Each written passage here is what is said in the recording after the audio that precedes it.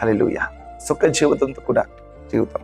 So ఇంకేమంటున్నాడు చూడండి, 3వ వచనంలో, దయను సత్యమును ఎన్నడును నిన్ను విడిచిపోనీయకము, వాటిని కంఠభూషణముగా ధరించుకొనుము, నీ హృదయమును పలక మీద వాటిని వ్రాసుకొనుము.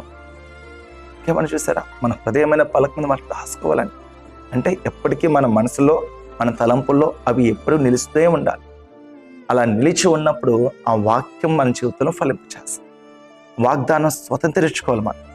మనం వాగ్దానంగానే ఉంది. ప్రభు ఒకవేళ మన ఇంట్లో ఒక మంచం కానీ టేబుల్ కానీ కావాలి.